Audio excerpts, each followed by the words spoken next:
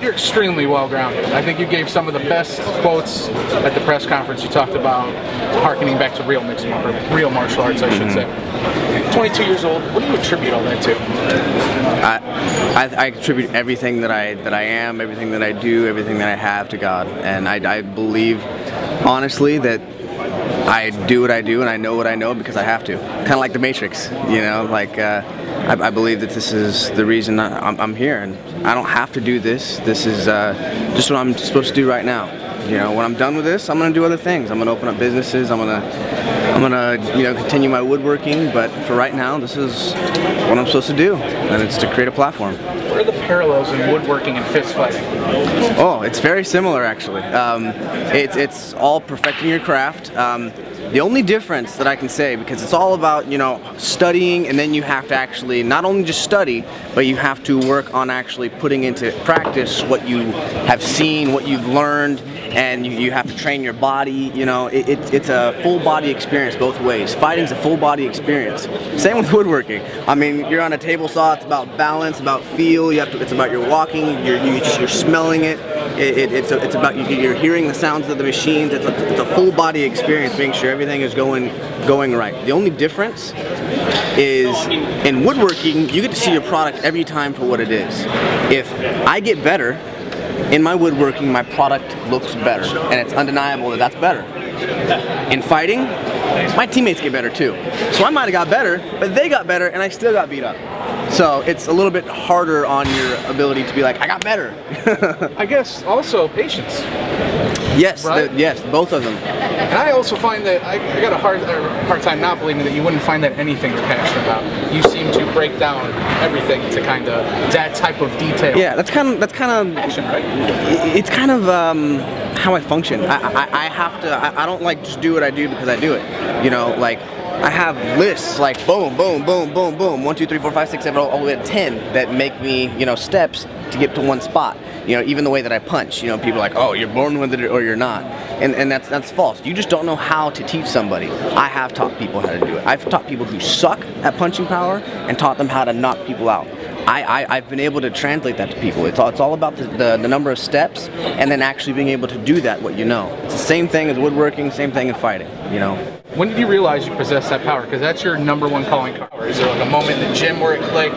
Is there a moment where you realized that power was there? Not really.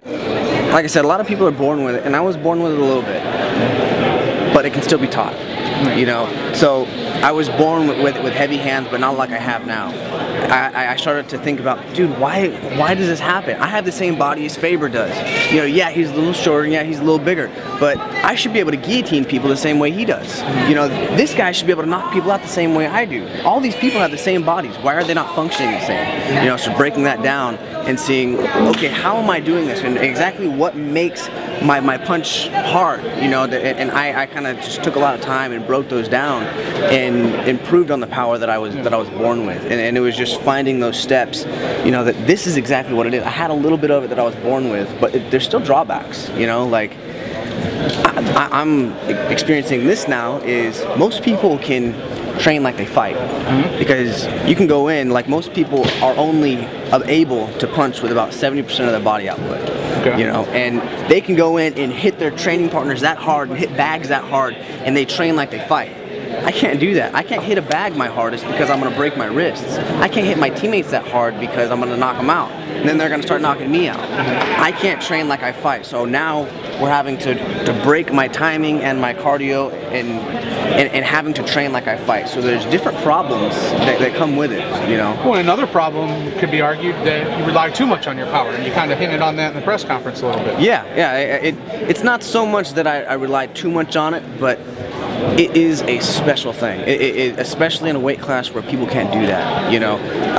Renan Barão, he's very heavy-footed, you know. Like I remember when he would throw a front kick, and I try to get it out, like, damn, this freaking foot. He's heavy-footed, you know. But there's not a lot of guys in my division, except for like Eddie Wineland, who have a lot of power, and that's a scary thing to go into a fight knowing that this guy can put me away at any second, and I do value that. You know, touching on Barão for a minute, they say it's not your wins, that grow as a fighter, it's your losses. How did you take that loss? Like, did you sit and just grub on ice cream all day, or did you get right back in the gym? And what were some of the most important tenets and lessons that you took away from that fight? You know, sitting here however many months ago. On the immediate side, I remember my manager over here, the first thing that he said, hey, everything's kind of crazy right now. Everything is just like all up in the air. Let the dust settle so we can see everything clearly. Your emotions are going to settle, and then we can make decisions and then we can think about these things. But until then, just relax, go on a little vacation, you know. And I feel like it's important to remember that you're a person. You know, you're not just a product. You have to treat yourself as a person and treat yourself well at times. You know. Aside from that, give myself a rest. If my body doesn't want to function right now, don't make it, because I need my body. I don't want to just push it like a pack mule. You know, I need it to cooperate with me. So hey, give it a little bit of time.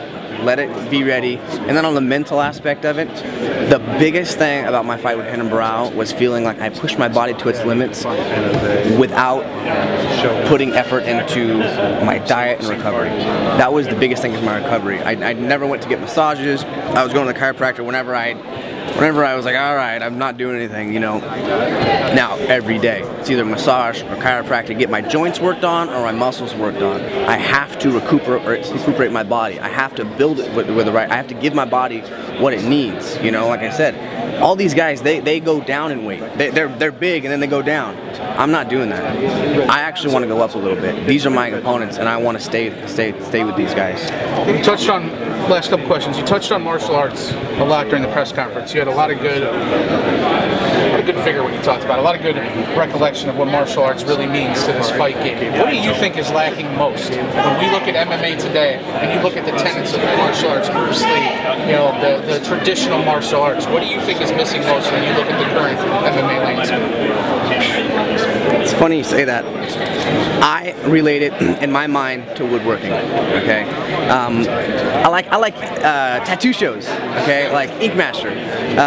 They had the artist break apart. They build their new machines before they can start working. You have to know your machine, and I think so many people don't know the machine. They just know how to use it. You know, it's like me with my machines in my shop. You know, I don't know how a table saw works. I don't know how a joiner works. I don't know how all these things work. I don't really know. I just know how to use them. You know, and I think it goes into a deep understanding of exactly how the body works and why it works. That's the big thing is, okay, yeah, this guy can punch hard. I understand that happens. I know it hurts. Yes, I know it hurts. But why does he punch harder than that guy? Why does this tool function better than that one? You know, why does the body work as it is? So you can break it down and you can build anything that way.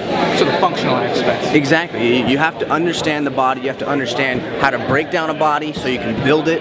You know, it's just in here. I see all these new age people as intelligent people, and if you're not intelligent, I don't think you can keep up with it. You know, I'm seeing a battle between advanced and basic techniques, and I'm seeing a battle between strategy and just brute force. This new age of fighter, it's kind of a stereotype to describe, like I said, someone who understands the game very well and understand how it works and the strategy of it, and they can do anything.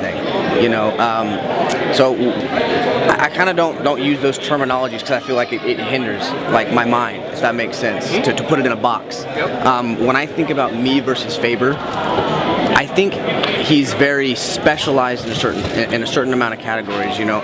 But I feel like even though he's got better in his stand-up, you know, I don't feel like it's been.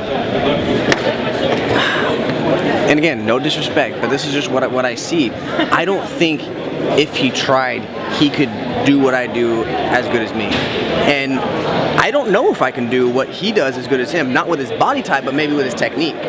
You know, I want to be able to guillotine people like he does. I want to be able to take people down and defend takedowns like he does. Right. And I think I can in time as long as I keep going. I just see each fight, I see a fighter's career as like a stock chart. It goes up and down and up and down.